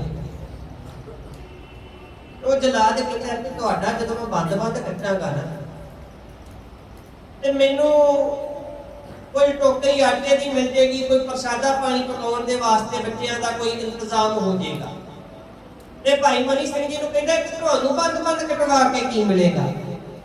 कहते तैनू ते मेरा बंद कट्टण दे बदले एक जां दो टोकरी आटे की तैनू टुकड़ा नसीब हो जाएगा, पर मैनू बंद कटा के मेरे गुरु की गोद मिल जाएगी। मैनू बंद कटा के मेरे गुरु की गोद मिल जाएगी। वो कहते तू आखे टुकड़े का नौकर मालक हुक्म मनाना वा, मैं जीवन का मंगत जिसका तिसनों प्यार जाना वा, और तेरी तलब रुपये आपां जीवन पदवी पावांगे, सुन कातल आपां रल मिल दोवें अजब तमाशा लावांगे। तां सिख जिहड़ा वो केसां नूं नहीं कटाउंदा, भावें उहदी जान चली जावे। सिख केसां नूं गुरु वल्लों बख्शिया होया खजाना समझदा है। निधान शब्द पावन गुरबाणी विच आया है। तां सिख जिहड़ा है वो नंगे सिर नहीं रहिंदा, नंगे सिर भोजन नहीं छकदा, नंगे केसां दे विच घट्टा मिट्टी पैंदा है, इसलिए दस्तार दे नाल केस कट के रखदा है। जिहड़ा सिख दाढ़ी मुछां केस कटवाउंदा है, रोमां दी बेअदबी करदा है, ਉਹਨੂੰ ਪਤਿਤ ਆਖਿਆ ਜਾਂਦਾ ਹੈ। ਕੀ ਆਖਿਆ ਜਾਂਦਾ ਜੀ? ਪਤਿਤ। ਜਿਹੜਾ ਸਿੱਖ ਕੇਸਾਂ ਦੀ ਬੇਅਦਬੀ ਕਰਦਾ ਹੈ, ਰੋਮਾਂ ਦੀ ਬੇਅਦਬੀ ਕਰਦਾ ਹੈ, ਦਾੜੀ ਮੁੱਛਾਂ ਕਟਵਾਉਂਦਾ ਹੈ, ਤਾਂ ਉਹ ਪਤਿਤ ਹੈ। ਤੇ ਪਤਿਤ ਦਾ ਮਤਲਬ ਹੁੰਦਾ ਹੈ ਜਿਹੜਾ ਸਿੱਖੀ ਚੋਂ ਕੱਟਿਆ ਹੋਵੇ, ਜਿਹੜਾ ਸਿੱਖੀ ਵਿੱਚੋਂ ਕੱਟਿਆ ਹੋਵੇ। ਸਿੱਖ ਬੱਚਿਆਂ ਨੂੰ ਹਮੇਸ਼ਾ ਸਿਰ ਦੇ ਉੱਤੇ ਦਸਤਾਰ ਜਾਂ ਚੁੰਨੀ, ਜਿਹੜੀਆਂ ਸਿੱਖ ਬੱਚੀਆਂ ਨੇ, ਇਹ ਬੱਚੀਆਂ ਨੇ ਸਿਰ ਦੇ ਉੱਤੇ दस्तार या चुन्नी रख देना। पहला भी गल की है कि सिख रहत मर्यादा दे विच ये दर्ज है कि सिख इस्त्रियां दस्तार सजाउण या ना सजाउण दोवें ठीक है, ते पर सिर दे उत्ते चुन्नी जरूर लैके रखनी है। ते सिख बीबियां नूं भी केसां या रोमां दी बेअदबी नहीं करनी चाहिए। अखां दे परवट्टे कट्टना भी केसां दी बेअदबी है। ये कोई भी केसां की बेअदबी है, पर वड्डे कट्टना, क्योंकि गुरु साहब ने रोमां की बेअदबी जिहड़ी है 4 बज्जर करैतां दे विच दर्ज कीती हुई है। तां ये जिहड़ियां बज्जर करैतां गुरसिख ने नहीं करनियां। जे 4 बज्जर करैतां कर लेगा ते सिक्खी चों खारज कट्टिया होया। हां जी की गल कंघा, तां कंघा आपां गल कर चुके हैं कि केसां की सफाई वास्ते काम होंदा है, ते हर वक्त सिख केसां दे विच रखदा है। सिख दे केस फिर इवें खुजरे नहीं रहिंदे जदों कंघा करदा है। ते कंघा काहदा बणिया हुंदा जी? हां जी, लकड़ी दा कंघा वरतिया जांदा है। ते 2 वक्त सवेरे शाम कंघा करदा है। रहतनामे विच जिक्र हुंदा है कंघा दोनों वक्त कर पाग चुने कर बंध, तां 2 वक्त कंघा करदा है। ते कंघा करन दे नाल केस जिहड़े है वो साफ रहिंदे है, थोड़ा ठीक करने वाला है, शरीर चुस्त रहिंदा है। कंघा इस गल का प्रतीक है कि सिख कदे ढिल्लड़, इसलिए सिख नूं केसां विच लकड़ी का कंघा रखना चाहिए। हां जी, कड़ा काहदा बणिया हुंदा जी? हां जी, सरबलोह दा कड़ा हुंदा है। हुण कोई चांदी का कोई सोने का कड़ा पहन के देखो मैं भी कड़ा पाया ही है,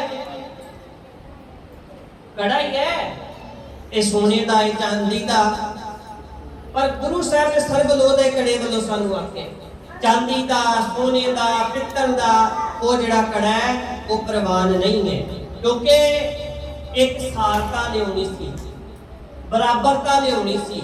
हुण सोने का कड़ा तो सारे को खरीदिया नहीं जाएगा, कोई सोने तो भी महंगा पालेगा, किसी होर धात जी ज्यादा महंगी है वह पालेगा, तो फिर तो बराबरता होनी नहीं है पंथ दे विच।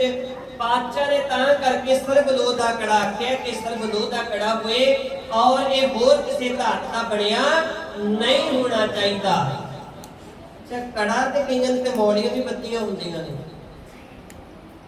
धागे मुआफ करना। अज ने 5 सालों के विच ना पैरों में बत्ते मैं वेखे है वो उन्हां पिछे नहीं सी वेखे। आज 4-5 सालों तो ना बहुत सारे वीरां ने भैणां ने पैरों के विच बत्ते हुंदे हैं। अगे बीबियां पहला जदों गुरु साहब की बख्शिश के नाल गुरु साहब का जिहड़ा पहरावा है क्योंकि सलवार कमीज ते हुण ते पहरावे भी सारे दे बदल गए। पैरों के विच वो काले रंग का धागा बंधा हुंदा है, मैनूं तो समझ नहीं है भी वो किस काम आउंदा है, पर ये धागियां ने साडी रखिया कादी करनी है। इस करके ये वहमां भरमां दी निशानी है जिन्हां ने काले धागे हत्थां नूं पाए हुए है, पैरां नूं बंधे हुए है, ਇਹਦਾ मतलब वो गुरु के हुक्म के अनुसार ही नहीं चलता।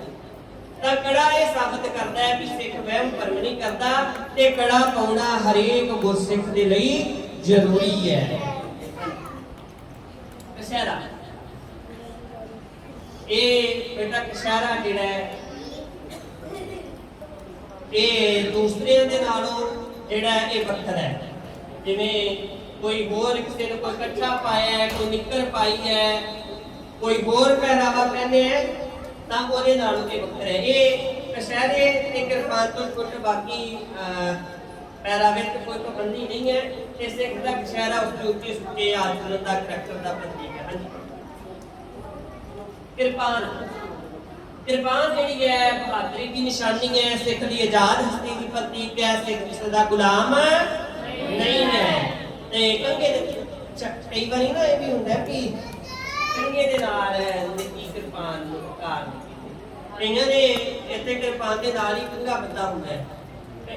कईयां ने ऐसे भी ने कहंदे भी हो ना ਸਾਡੇ ਨਾ ਹੱਥਾਂ ਦੇ ਉੱਤੇ ਨਾ ਫਿੰਸੀਆਂ ਹੋ ਜਾਂਦੀਆਂ, ਨਾਲ ਕੜਾ ਵੀ ਬੰਨ ਲਿਆ ਹੈ। ਇਸੇ ਹੀ ਕਿਰਪਾਨ ਦੇ ਨਾਲ ਹੈ ਕਈਆਂ ਨੇ ਕੰਗਾ ਬੰਦਾ ਹੁੰਦਾ ਤੇ ਕਈਆਂ ਨੇ ਛੋਟਾ ਜਿਹਾ ਕੜਾ ਵੀ ਇਹਦੇ ਨਾਲ ਬੰਨ ਲਿਆ ਹੈ ਤੇ ਕੱਲਾ ਕਸ਼ਹਿਰਾ ਰਹਿ ਗਿਆ ਉਹ ਵੀ ਇਹਦੇ ਨਾਲ ਬੰਨ ਹੁੰਦਾ। ਇਸ ਕਰਕੇ ਇਹ ਜਿਹੜਾ ਬੇਟਾ ਕਕਾਰ ਹੈ ਗੁਰੂ ਸਾਹਿਬ ਦੀ ਬਖਸ਼ਿਸ਼ ਕਈਆਂ ਨੇ ਗਲ 'ਚ ਪਾਇਆ ਹੁੰਦਾ ਹੈ।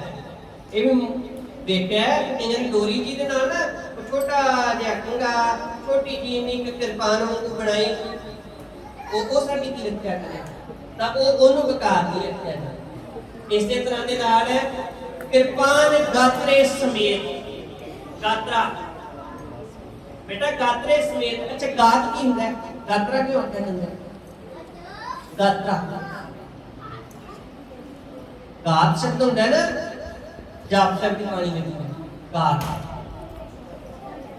तक कृपान गात्रे वाली गात ਹੁੰਦਾ बेटा शरीर ਨੂੰ ਆਖਿਆ ਜਾਂਦਾ ਹੈ ਤੇ ਜਿਹਨੇ ਸਰੀਰ ਦੇ ਨਾਲ ਰਹਿਣਾ ਹੈ ਪੱਕਾ ਤਾਂ ਉਹਨੂੰ गात्रा शरीर के नाल रहने वाला। एक कृपान गात्रे समेत गल दे विच पाई जाती है। वही जिहड़ी मैं गल कीती है कि धागे च परो के गल दे विच जिहड़ी पाई जाती है वो कृपान नहीं है। हाँ जी चार बुरैतां दे विच सब तो पहली बुरैत किहड़ी है जी? हाँ जी केसां दी बेअदबी। जिहड़ी केसां दी बेअदबी करनी है भावें सिर ते केस है भावें दाड़ा है भावें कोई भी लोग दी किसी दी भी बेअदबी है वो गुरसिख ने नहीं करनी। तंबाकू का वरतना ते तंबाकू नहीं वरतना। इस तरह जिहड़ा है मुसलमानी तरीके दे नाल तैयार कीता होया जिहड़ा मीट है मांस है वो नहीं खाना। हुण देखो इहदे विच ना जदों सिख रहत मर्यादा लिखी गई ना बेटा शोर ना मचाओ बड़े आराम दे नाल कर। सिख रहत मर्यादा जदों लिखी गई उस नूं लिखदे होया बड़ा कुछ इहदे विच ऐसा है जिहड़ा बड़ा समझण वाला है। ਹੁਣ ਇੱਥੇ ਲਿਖੇ ਮੁਸਲਮਾਨੀ ਤਰੀਕੇ ਨਾਲ। ਵੈਸੇ ਚਲੋ ਇਹਦਾ ਆਖੋ ਵੀ ਬਾਬਾ ਜੀ ਸ਼ਾਇਦ ਮਾਸ ਛਕਦੇ ਹੋਣੇ ਆ ਤੇ ਇਹ ਤਾਂ ਕਰਕੇ ਗੱਲ ਕਰਨ ਲੱਗੇ ਆ। ਪਰ ਇਹਦੇ ਵਿੱਚ ਇਹ ਲਿਖਿਆ ਹੋਇਆ ਕਿ ਮੁਸਲਮਾਨੀ ਤਰੀਕੇ ਦੇ ਨਾਲ ਤਿਆਰ ਕੀਤਾ ਤਾਂ ਲਿਖਿਆ, ਕਿਉਂਕਿ ਬਹੁਤ ਸਾਰੀਆਂ ਸਾਡੀਆਂ ਸੰਪਰਦਾਵਾਂ ਦੇ ਵਿੱਚ ਉਹ ਜਿਹੜਾ ਹੈ ਨਾ ਉਹ ਝਟਕੇ ਵਾਲਾ ਮਾਸ ਛਕਦੇ ਆ। ਛਕਿਆ ਜਾਂਦਾ ਨਾ ਨਿਹੰਗ ਸਿੰਘ ਸੰਪਰਦਾਵਾਂ ਦੇ ਵਿੱਚ, ਤੇ ਉਹ ਜੋ ਛਕਦੇ ਆ ਤੇ ਤਾਂ ਕਰਕੇ ਮੱਧ ਦੇ ਵਿੱਚ ਇਹ ਨਹੀਂ ਲਿਖਿਆ ਕਿ ਮੀਟ ਨਹੀਂ ਖਾਣਾ, ਇਦਾਂ ਨਹੀਂ ਲਿਖਿਆ। ਇਹ ਤਾਂ ਤੁਸੀਂ ਆਪ ਦੇਖ ਲਓ ਜਿਵੇਂ ਲਿਖਿਆ ਹੋਇਆ ਕਿ ਮੁਸਲਮਾਨੀ ਤਰੀਕੇ ਦੇ ਨਾਲ ਤਿਆਰ ਕੀਤਾ। ਤਾਂ ਇਹ ਬੜਾ ਕੁਝ ਐਸੇ ਕਰਿਆਤ ਮਰਿਆਦਾ ਜਦੋਂ ਪੜਾਂਗੇ ਵਿਚਾਰਾਂਗੇ ਫਿਰ ਪਤਾ ਲੱਗਦਾ ਵੀ ਹਾਂ ਆਹ ਗੱਲਾਂ ਲਿਖੀਆਂ ਨੇ। ਫਿਰ ਕਈ ਤੇ ਇਹਨੂੰ ਦੇਖੋ, ਇਹ ਮੈਂ ਇੱਕ ਗੱਲ ਕਰਦਾ ਹੁੰਦਾ ਵੀ ਇਹ ਕੋਈ ਲੜਾਈ ਝਗੜੇ ਵਾਲਾ ਮਸਲਾ ਨਹੀਂ ਹੈ ਕਿ ਮਾਸ ਖਾਣਾ ਚਾਹੀਦਾ ਹੈ ਨਹੀਂ ਖਾਣਾ ਚਾਹੀਦਾ, ਇਹ ਨਿਰਣਾ ਹੋ ਚੁੱਕਾ ਹੈ। ਇਸ ਗੱਲ ਦੇ ਉੱਤੇ ਜਦੋਂ ਸਿੱਟਾ ਇਹਦਾ ਨਿਕਲ ਚੁੱਕਾ ਹੈ, ਐਸੇ ਕਰਿਆਤ ਮਰਿਆਦਾ ਨੂੰ ਵੀ ਸਾਰੇ ਮੰਨਦੇ ਆ। ਤਾਂ ਜਦੋਂ ਘਰੇ ਨੂੰ ਮੰਨਣਾ ਤੇ ਫਿਰ ਮੰਨਣੀ ਗੱਲ ਪੈ ਗਈ, ਜੋ ਲਿਖਿਆ ਠੀਕ ਹੈ। ਉਸ ਤੋਂ ਬਾਅਦ ਬੇਟਾ ਚੌਥੀ ਜਿਹੜੀ ਗੱਲ ਹੈ ਉਹ ਹੈ ਪਰ ਇਸਤਰੀ ਜਾਂ ਪਰ ਪੁਰਸ਼ ਦਾ ਸੰਗ ਕਰਨਾ। ਇਹ ਬਾਪ ਕਰੈਕਟਰ ਨੂੰ ਉੱਚਾ ਗੁਰਸਿੱਖ ਨੇ ਰੱਖਣਾ ਤੇ ਇਹ ਜੇ ਕੋਈ ਚੌਹਾਂ ਦੇ ਵਿੱਚੋਂ ਇੱਕ ਵੀ ਕੁਰੈਤ ਕਰਦਾ ਹੈ ਤਾਂ ਉਹ ਪਤਿਤ ਹੋ ਜਾਂਦਾ ਹੈ, ਸਿੱਖੀ ਚੋਂ ਖਾਰਜ ਹੋ ਜਾਂਦਾ ਹੈ ਤੇ ਉਹਨੂੰ ਦੁਬਾਰਾ ਫਿਰ ਸਿੱਖੀ ਵਿੱਚ ਪ੍ਰਵੇਸ਼ ਕਰਨ ਵਾਸਤੇ ਪੰਜਾਂ ਦੇ ਪਾਸੋਂ ਅੰਮ੍ਰਿਤ ਛਕ ਕੇ ਗੁਰੂ ਸਾਹਿਬ ਦੀ ਹਜ਼ੂਰੀ ਵਿੱਚ ਪੇਸ਼ ਹੋ ਕੇ ਉੱਤੇ ਆਪਣੀ ਤਨਖਾਹ ਲਗਾਉਣੀ ਪੈਂਦੀ ਹੈ। ਤਨਖਾਹ ਕੀ ਹੁੰਦੀ ਹੈ? ਪੈਸੇ ਮਿਲਦੇ ਆ ਬੇਟਾ। ਗੁਰਮਤ ਵਿੱਚ ਤਨਖਾਹ ਜਿਹੜੀ ਹੈ ਨਾ, ਦੰਡ ਜਿਹੜਾ ਦਿੱਤਾ ਜਾਂਦਾ ਹੈ, ਸਜ਼ਾ ਦਿੱਤੀ ਜਾਂਦੀ ਹੈ ਭਾਂਡੇ ਮਾਂਜਣ ਦੀ ਜਾਂ ਜੋੜੇ ਸਾਫ਼ ਕਰਨ ਦੀ, ਕਿ ਉਹਨੂੰ ਤਨਖਾਹ ਗੁਰਮਤ ਵਿੱਚ ਆਖਿਆ ਜਾਂਦਾ ਹੈ। ਤਾਂ ਉੱਥੇ ਪੈਸੇ ਨਹੀਂ ਮਿਲਦੇ, ਉਹ ਤਨਖਾਹ ਨਹੀਂ ਹੈ।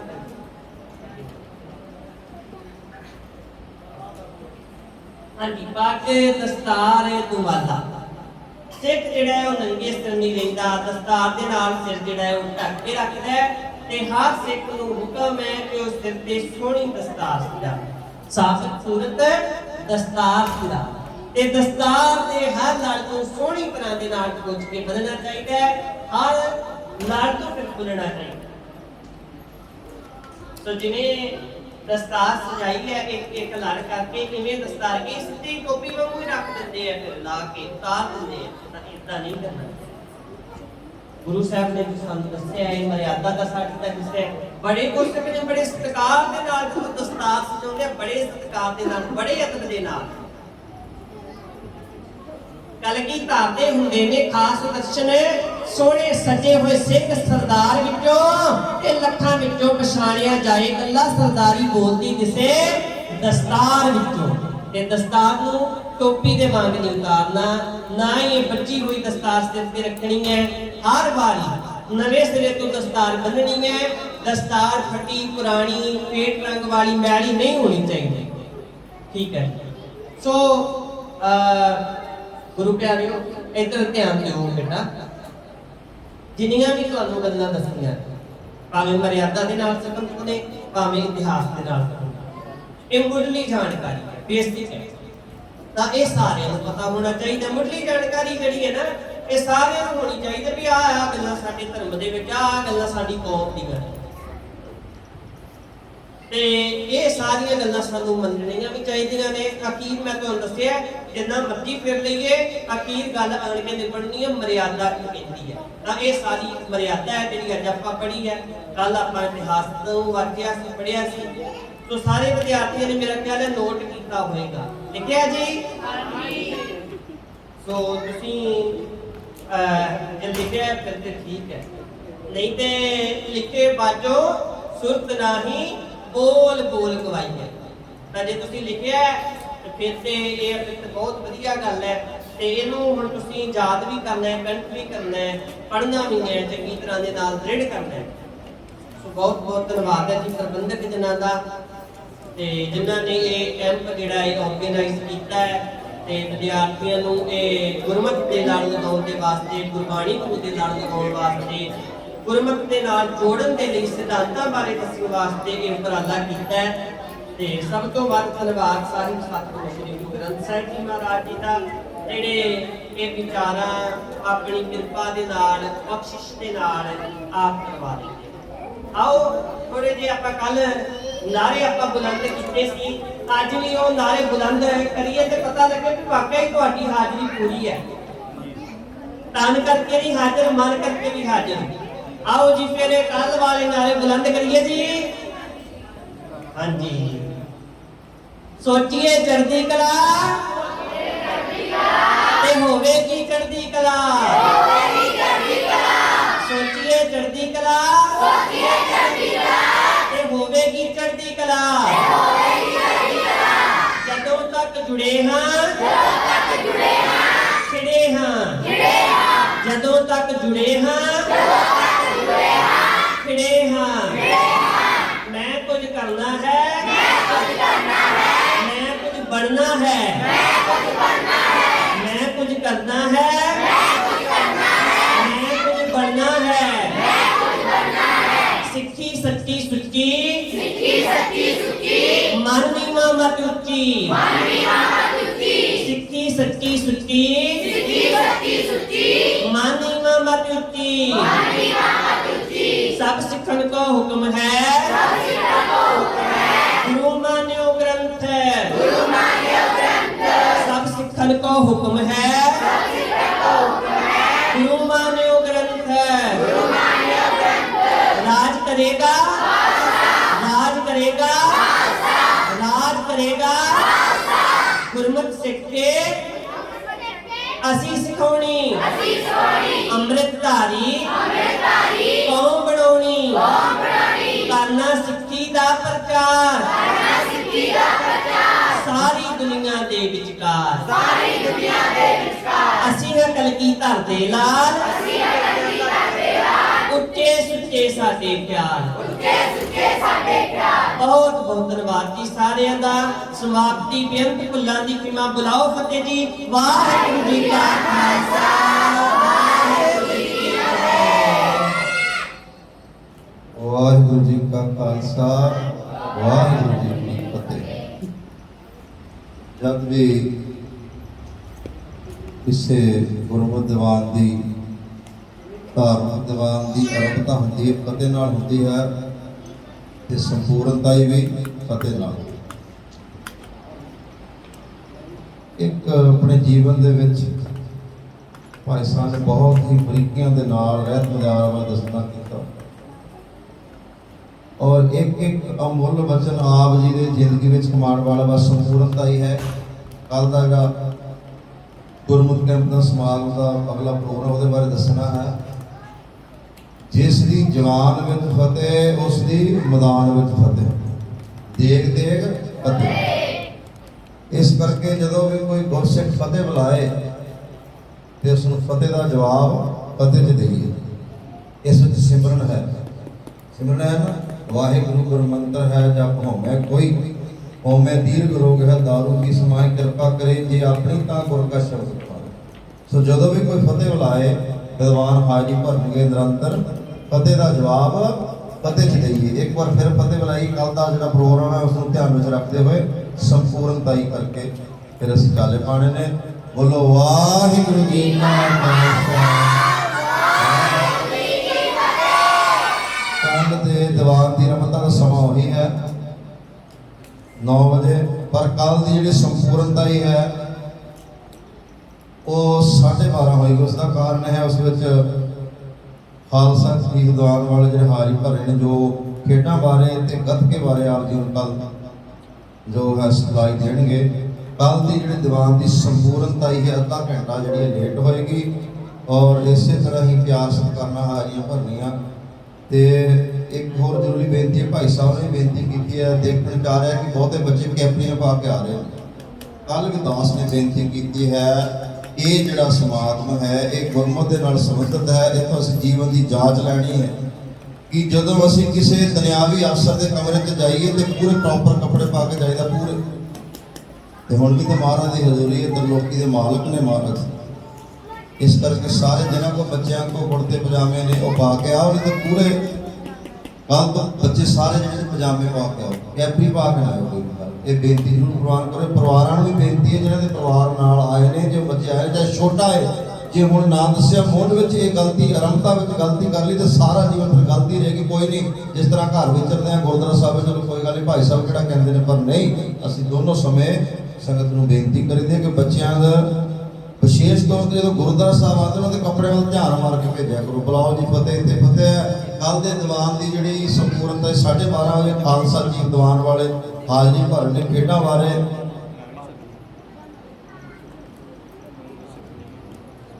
ਜਿਨ੍ਹਾਂ ਨੇ ਦਸਤਾਰ ਤੇ ਨਵਾਲਾ ਸਿੱਖਣਾ ਨਾਲ ਦੇ ਕਮਰੇ ਤੋਂ ਪਹੁੰਚ ਜਾਣ। ਵਾਹਿਗੁਰੂ ਜੀ ਕਾ ਖਾਲਸਾ ਵਾਹਿਗੁਰੂ ਜੀ ਕੀ ਫਤਿਹ।